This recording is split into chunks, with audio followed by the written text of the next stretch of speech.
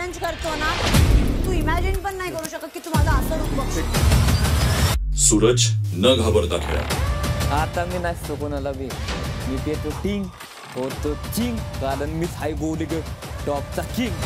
Marathi big बॉसचा 5वा season सध्या चर्चेचा विषय आणि या आधीच्या सीझनपेक्षा यंदाच्या सीझनचा TRP सुद्धा सगळ्यात हाय आहे. याला कारण आहे यामध्ये असलेले एक से एक अतरंगी कंटेस्टंट आणि रितेश भाऊंची क्लास घेण्याची संयत आणि मुद्देसूद पद्धत. तसा बिग बॉस त्यातील वादांमुळे आणि इतर अनेक कारणांमुळे सतत चर्चेत असतोच, पण या शो विषयी जनतेच्या अनेक उलट्या सुलट्या प्रतिक्रिया आहेत. जेव्हा पहिल्या मराठी बिग बॉसची घोषणा झाली होती तेव्हा आपली मराठी संस्कृती आणि प्रेक्षक वेगळे आहेत, त्यांना हा खेळ पचणार नाही, तो ते मान्य करणार नाही, असं काही सेलिब्रिटी लोकांचं म्हणणं होतं.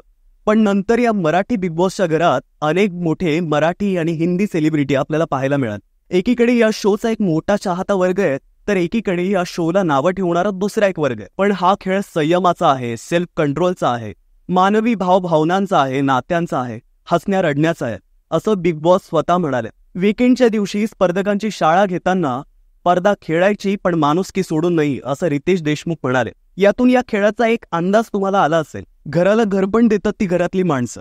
बिग बॉस मराठीच्या आतापर्यंतच्या सीझनमध्ये या बिग बॉसच्या घरात आपण अनेक लोकांना पाहिलंय, पण या सीझन मधले कंटेस्टंट जरा हटकेच आहेत. त्यामुळे या सीझनला मराठी प्रेक्षकांची पसंती मिळते. बारामतीचा गुलीगत बुक्की टेंगुळ सूरज चव्हाण त्याच्या साध्या आणि सच्चेपणाला प्रेक्षक पसंती देत आहेत. त्याचबरोबर 90चं दशक गाजवणाऱ्या मराठी अभिनेत्री वर्षा उसगावकर यांची अस्खलित मराठी आणि निक्की तांबोळी सोबत होणारी त्यांची शाब्दिक चकमक मजांड. अपमान झाला तरी न डगमगता शांततेत उत्तर देणं या त्यांच्या स्वभावाचं कौतुक वाटतं. अभिजित सावंतची हुशारी आणि अरबाजची बॉडी तर प्रत्येक टास्कमध्ये दिसते. आर्याचा अतिचंचलपणा आणि जान्हवीचा राग दिवसेंदिवस वाढत चाललाय. एकीकडे छोट्या पुढारीला निकीने फावलं करून टाकलंय, तर दुसरीकडे वैभव एरिनाचे रात्री उशिरापर्यंत चाललेले मराठीचे क्लास बघायला मिळतात. आणि या सगळ्यात व्यवस्थित मुद्दे मांडून कोकण हर्ड गर्ल अंकिता घराची कॅप्टन बनली. पॅडी कांबळे तसे अजून फारसे दिसत नाहीयेत, पण अशा वेगवेगळ्या स्वभावाच्या रंगाढंगाच्या लोकांसोबत एकत्र एका घरात राहणं सोपं काम नाहीये.